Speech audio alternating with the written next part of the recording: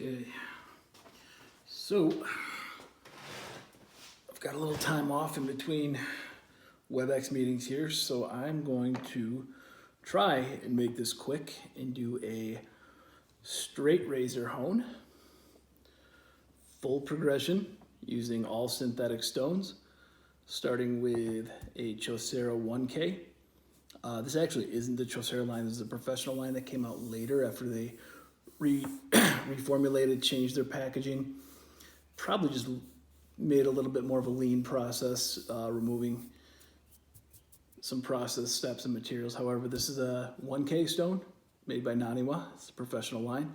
This is a softer, one step down line is the Naniwa Super Stone. This is a 5,000 grit stone.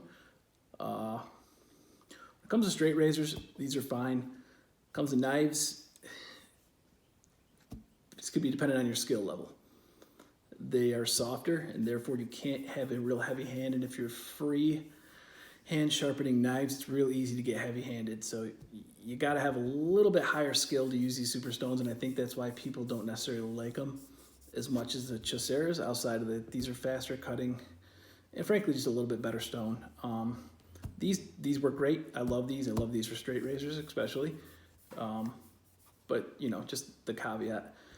This is just like this is the newer line from Naniwa from the Chosera. These specialty stones are the newer line of the super stones, but this is a 12K stone. These are all splash and goes. And then the final stone I'm going to use is a Suehiro Gokumyo 20K. Much higher end stone, very expensive, also splash and go. Very thick stone, kind of like this one. A little bit harder, but being such a high grit and purely a polishing stone, you don't need to go heavy-handed on it. And then finally, just to test out, I like to have this little Naniwa leather strop here. I don't know if you can see that. It's just a block strop. It's actually what I use for knives. Just leather. I don't use compound on any of my strops except for some linen strops I have that are pasted up, but as far as leather strops, I want my leather to be leather. That's what I like to use it as. So if I want some paste for refreshing a razor blade, I'll actually do the linen side of a hanging strop. But for today, I'm going to use this just as the finisher. The razor I am doing is just this old school vintage razor. The scales are a little warped. These are scales. These are meant to protect the blade. These are not meant as a handle. You don't ever hold these when you're using a razor. So if the blade is centered in the scales, which it is even though they're warped, and they're not loose, and it covers the blade, then the scales are functional and the scales are good. You don't need to replace them. This particular razor is from what I believe is a hardware store importer. It's a US razor. It has a nice thick etching, deep etching called the Apollo razor, true Apollo razor. However, what I want you to notice about this specifically is the hone wear here on the spine. So the way you hone razors, you hone them flat against the stone with the bevel angle already set by the geometry of the blade, this particular one being a hollow ground, as you can see, it's hollowed out. What you'll notice about the hone wear is it's not even. So it gets a little heavier on this end, hence why you can see the bevel being a little wider up here.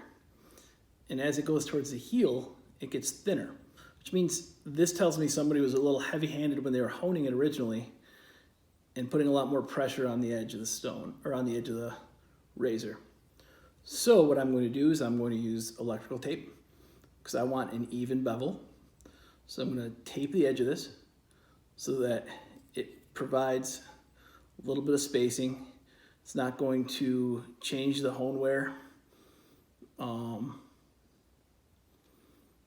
just lets me set the bevel angle myself. Any case, so I'm going to do that. Like always, I'm going to use glass to kill the edge because I want to start fresh. And all that is I'm just rubbing this razor against glass. So glass is abrasive enough to ruin the edge of the razor.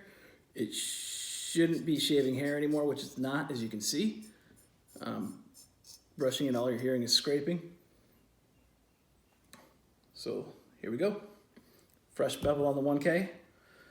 If this razor was good and I just wanted to refresh it, I wouldn't be using either of these. I would just be using one of the 12K or the 20K. 12K is perfectly sufficient for finishing a razor. But I'm gonna go a step further, and I like 20K. So when you place the edge on the razor, you just wanna make sure you go the entire length of the bevel.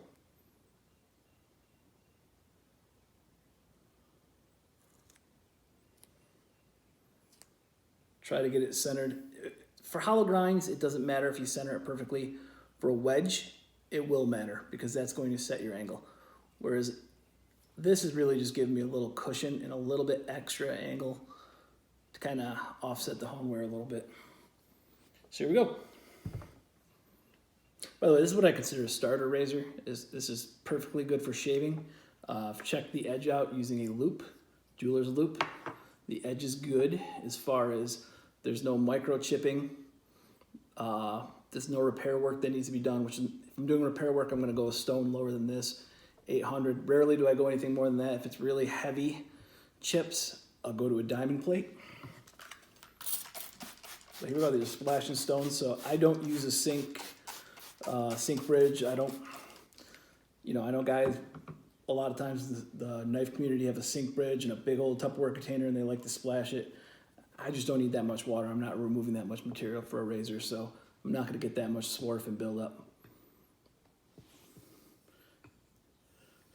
Here we go. No pressure. Only time I use pressure is if I'm doing repair.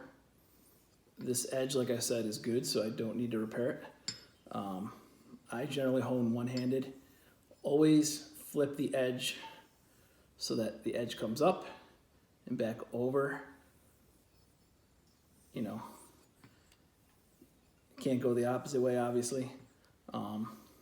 This particular razor has been honed into the heel a little bit, but I'm still gonna try to focus on doing heel forward strokes so I don't hone into the shoulder too much. I will occasionally use my other hand, as you can see, just as a guide. I'm not applying pressure, I'm simply just helping the razor move along the edge of the stone.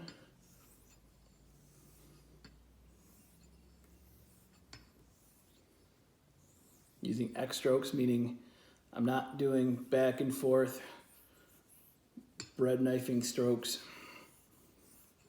you know, like a lot of knife guys do. It's just not my thing. I like even strokes along the edge of the blade. I occasionally use circles if I'm having trouble setting the bevel. Aside from that, circles are hard to manage how much material they're taking off. It takes off material very fast.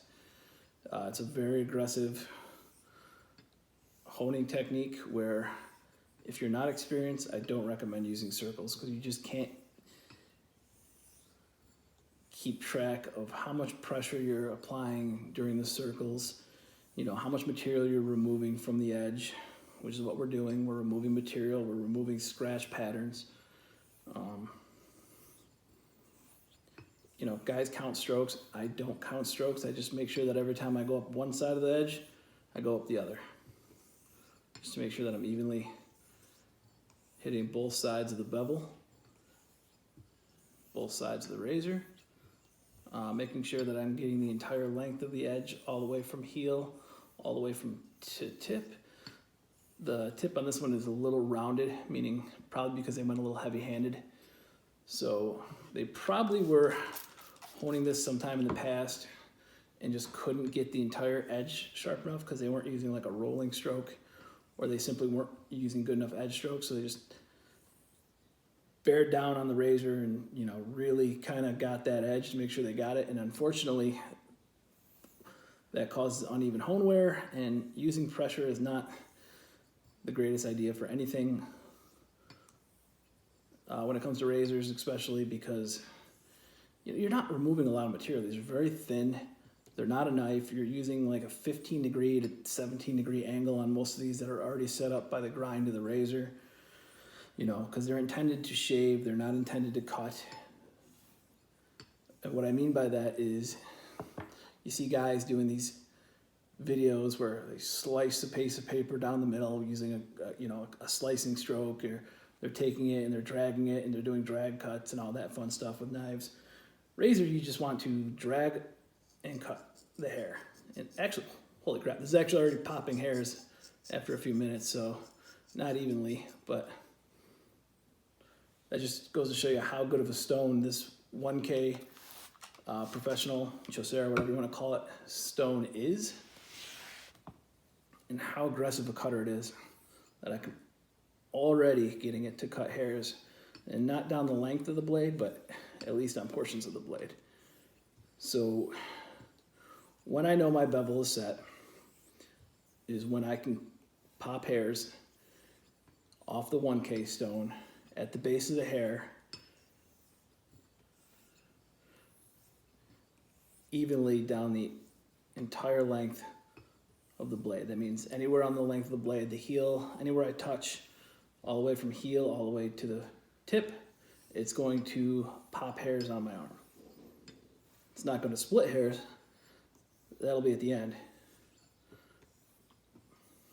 I watch water displacement. When I'm undercutting the water all the way down the edge of the stone, that means that it's pretty much ready to go. It's going to start sticking to the stone, adhering to the stone, you know. That gives me an idea of when I'm done and ready to move on.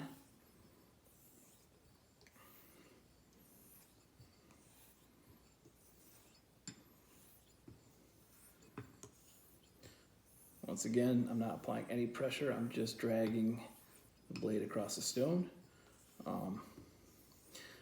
You know, I don't hear a lot of guys talk about this, but one thing that's important, chamfer the edge of your stones. I don't want these sharp edges. I want these rounded, and that's what I did. As I lapped the stone and flattened it, I rounded these edges, because what happens is, if you look at older vintage stones, and I could pull some out and show you, or some naturals, you get a lot of chips. Because you have a sharp edge, you have a cutting utensil, you tend to get heavy-handed. You can cut into the stone, causing cuts and causing chips. And once you get a little chip, it gets a little bigger. So by rounding off and chamfering these edges, it actually helps prevent chips, because if you get a little heavy-handed, you're not cutting into the stone, you're essentially rolling off it like it's a beveled edge.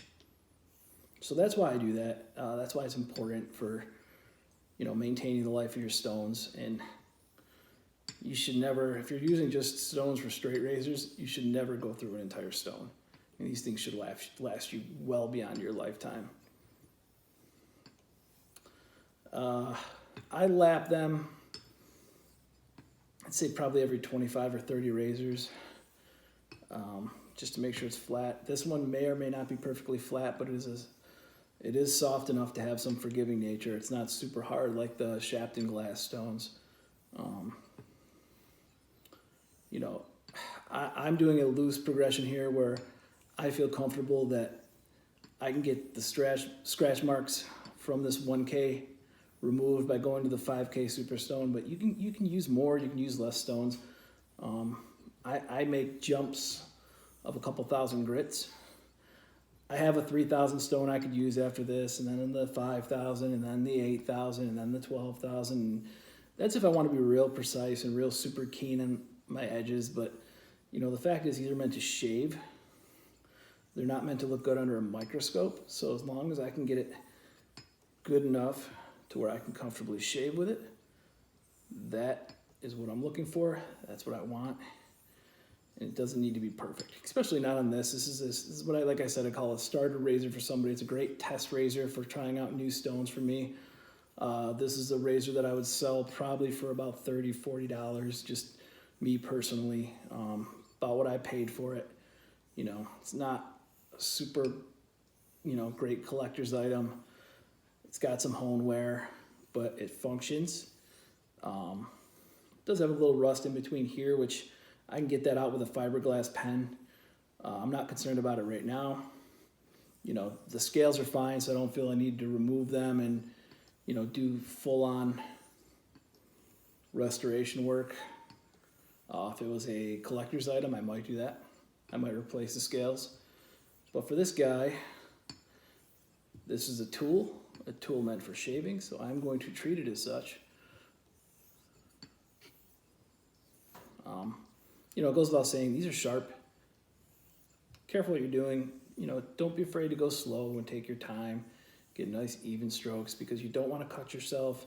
You don't want to get heavy-handed. Even though these stones are soft and forgiving, you can still, you know, cause detriment to the edge. And while it might not matter on a knife and it might not shave paper or, you know, cut your tomatoes as good in a video, something that you touch on your face can make a pretty big difference if you got microchips on here. So yeah, it might look pretty and shiny, and it might cut hair, but it could also do so uncomfortably. So, you know, you want to make sure that that's the most important thing you focus on, is what's comfortable.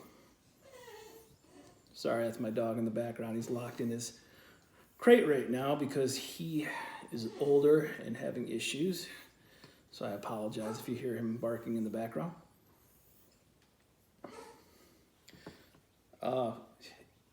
I wipe the blade because I don't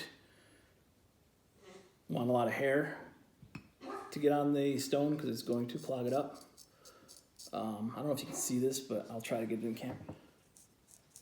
But I am shaving hair pretty good down the length of the blade. All right. I apologize, guys. I'm going to deal with that, so it's going to be a long video.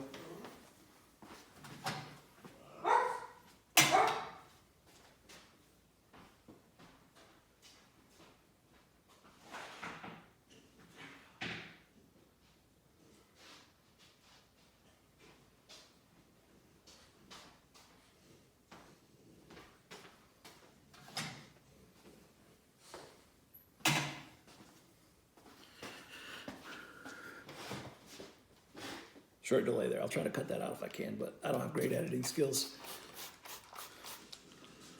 All right, so this was mostly cutting hair down the edge of the blade. I do want to give it a little better because I feel like it could have cut a little nicer. So I'm probably going to go, I don't know, if I was going to count a number, I would say 50 more strokes. That might be overkill. That might not be enough. We'll find out in a second.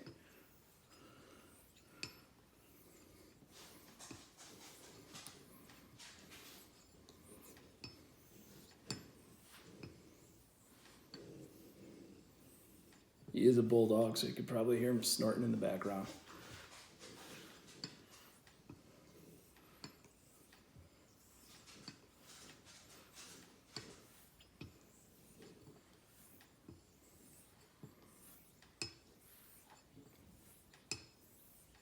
Don't know if you can see that, but it's undercutting that water pretty good.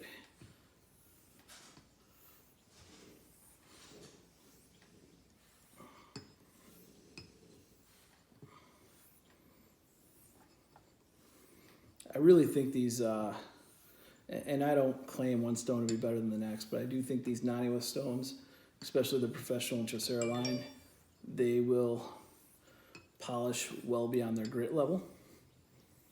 So I think, in my opinion, they're a little nicer than the harder glass stones by Shapton, at least when it comes to straight razors.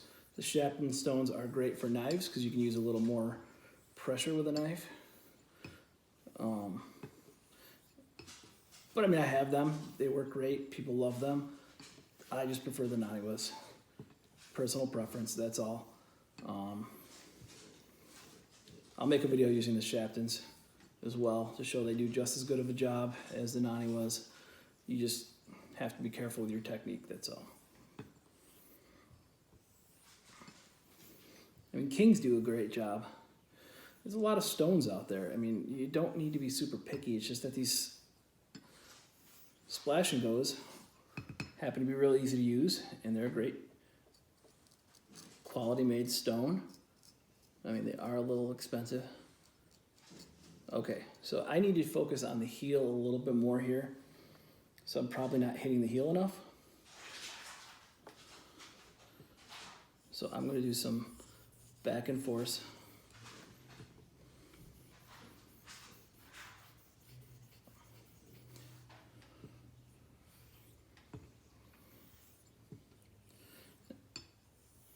I'm not using pressure because, again, pressure is for repair work.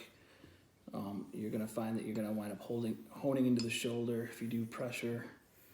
I just want to make sure that I'm hitting that portion of the blade. And I'm kind of rocking it a little bit. So it's called a rolling X stroke. You know, I think Bob Kramer, I believe, uses that kind of technique for knives. You know, he's a lot more experienced and better than I am, but you get the point.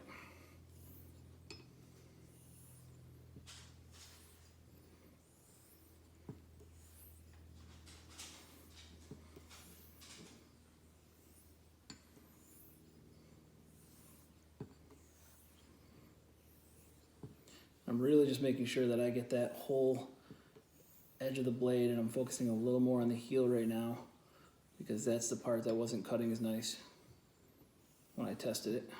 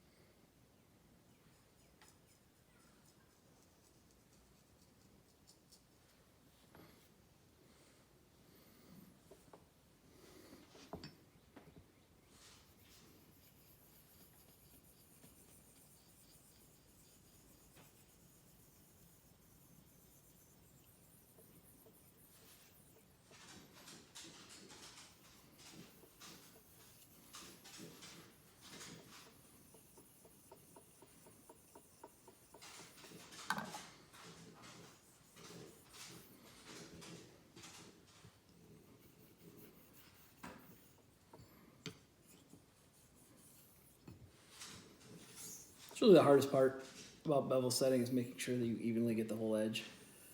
You know, if you start out with a bad bevel, you're done. The rest just isn't going to work.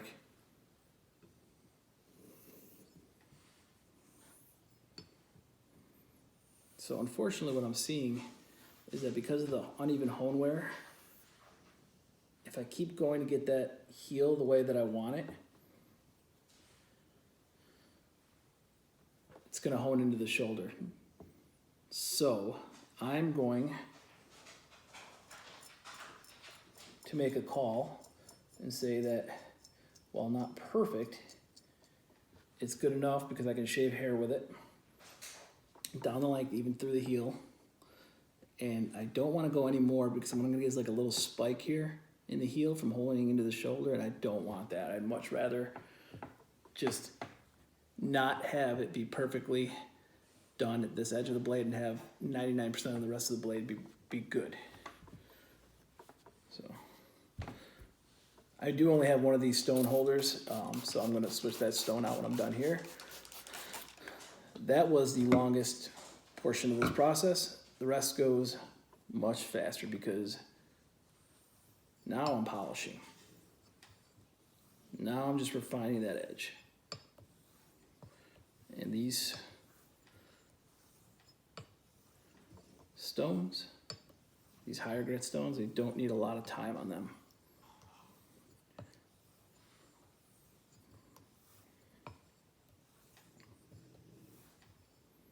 You know, The reason you don't use pressure is because you get deeper scratches, and you're gonna have to spend a lot more time trying to get rid of those scratches as you go up through your progression. I don't want that, you know. I just want to remove metal evenly, and I want to spend as little time as I possibly have to going through this process to get this razor to be able to shave my face comfortably.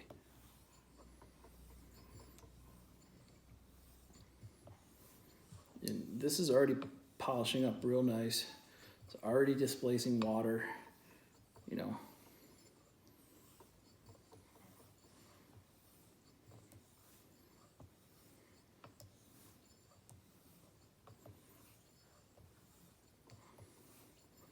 I'm going a little faster than I normally would here because I spent so much time on the last stone and my dog distracted the video a little bit. So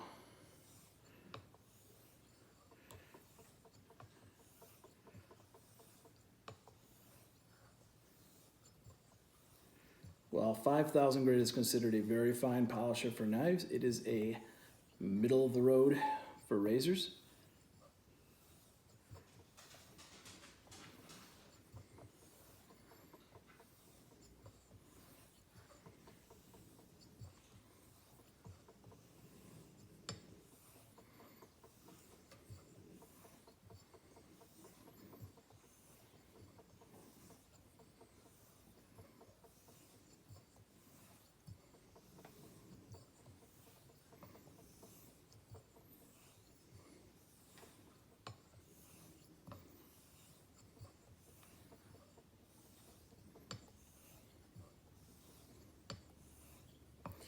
So for the sake of this video, I'm going to speed up this process a little bit. Normally I would spend a lot more time here on this stone just to make, if I wanted it perfect and I wanted the edge, you know, perfect all the way down, I would look at it underneath the loop. But I'm going to do this by feel. And by feel, I can feel the blade being pulled to the stone and undercutting the water, which tells me that the edge off this stone is already where I want it to be. Guys, remember, you know, the higher the grit, the less time you need to spend on it because you're polishing and just removing those scratches. Over honing, in my opinion, is a myth unless you're using a super aggressive stone, but that's a discussion for another time. Naturals, I don't think you can ever over hone on a natural. I think you can screw up an edge on a really hard to use stone like a surgical black Arkansas or a translucent Arkansas, because they're harder stones, and the harder the stone is, the more, you know, the less forgiving it is. All right, so the water on this is black. That's swarf, that's steel coming off that razor, telling me that it's been cutting material off that razor, and it's ready to go. So I'm gonna move up to the 12K.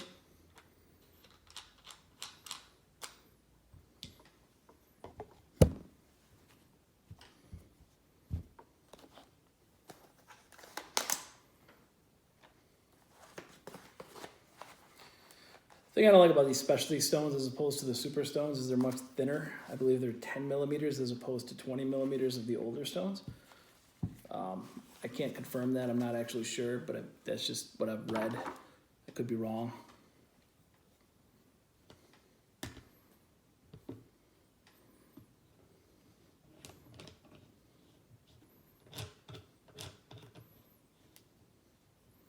$12K I'm not going to spend much time on at all because 12K is a really high polish. It's actually a finishing stone. In a few strokes, it's really kind of all you need.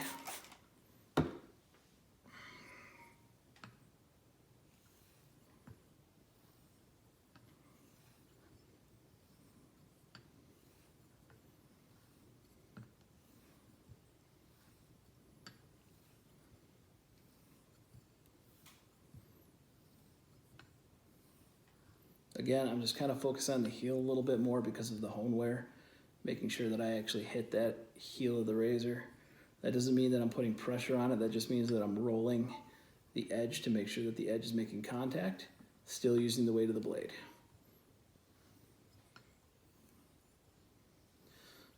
So this stone probably needs to be cleaned up and dressed a little bit. Some people like to use artificial naguras for that. Nagura being, you know, what the Japanese call a correcting stone or a dressing stone, supposedly named after samurais, I believe Sakono Nagura or something like that. You can look it up.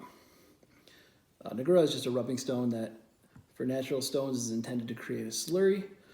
For synthetic stones, is meant to dress the stone, i.e. clean off the surface of the stone and bring up new, fresh,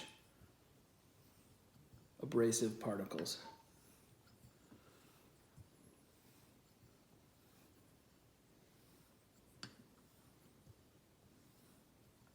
The original Chosera line came with a little Nagura that you had to soak. I believe it was a 600 grit Nagura.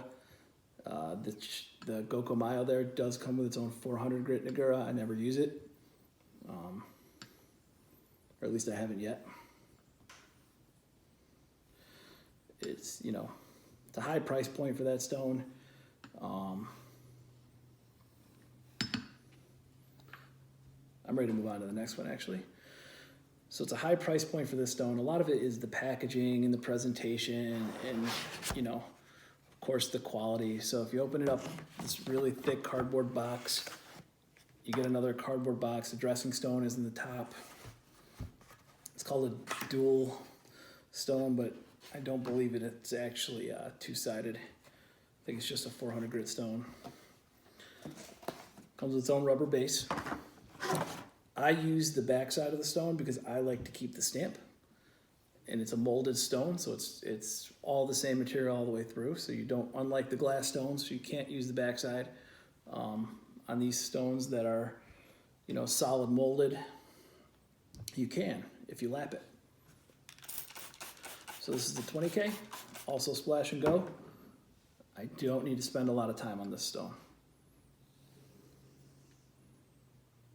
It does need to be cleaned off, so I will do that after this video. But for now, as long as I don't feel anything that I feel like is going to ruin the edge, I'm gonna go ahead and use it. It's still flat enough. It's probably not perfectly flat, but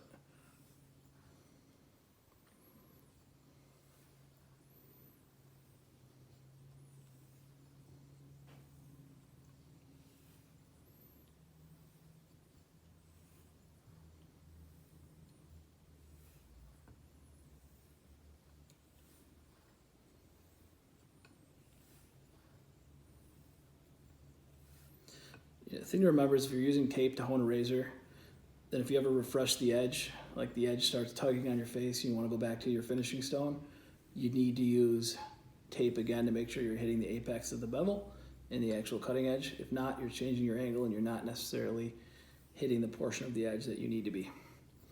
Comes with stropping. Stropping, you're not really intending to remove metal. So I would say that I would not use tape when stropping. It's not necessary. Just make sure you're not cutting into the strop. I'll talk about that in a second.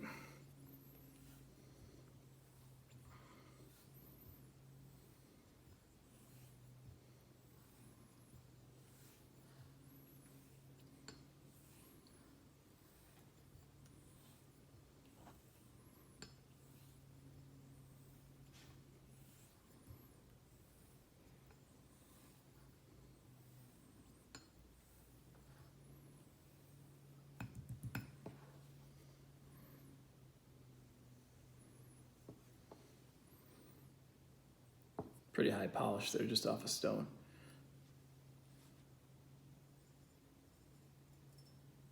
And I'm just dragging this across the hairs, and it's popping hairs.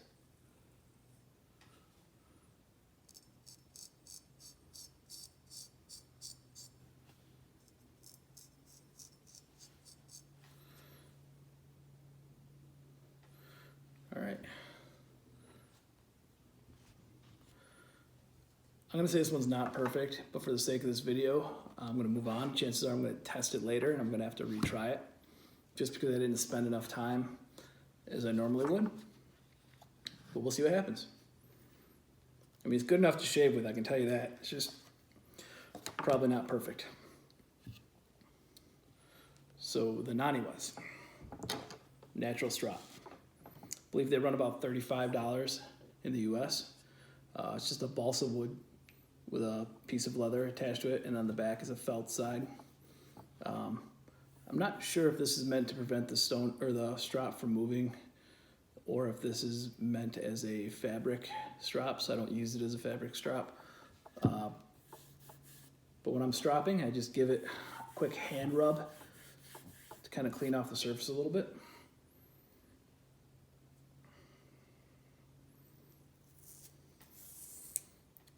Pull the tape off, wipe off any excess water on the blade. Careful not to cut yourself. Stropping is just the motion of dragging the razor back without any pressure. Again, you don't roll it. You simply drag it like you were honing it, but the opposite. These paddle strops are nice for if I'm just honing a razor and testing it. The leather's cheap leather. It's not great. It's not Cordovan shell. It's not, English bridle. It's nothing fancy. Probably just Latigo steel hide or steer hide if I had to guess. But it's got a nice draw, and it serves the purpose of cleaning off this edge before I test it out.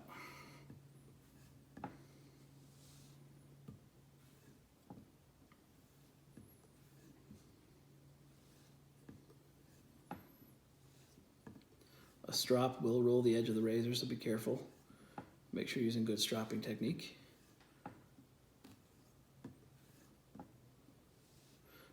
Generally I strop at about 50 strokes on linen, 100 strokes on leather, or opposite, it just really depends what strop I'm using at the time and how well I think the edges. So for the sake of this video, I am done with this razor for the time being. So it's got a nice good polish on the edge. Like I said, probably not perfect, but I can come back to it. And no effort, it just pops hairs. So if I was doing a hanging hair test, I would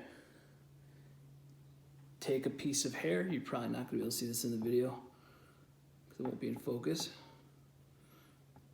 Drag it across the blade and see if it pops it.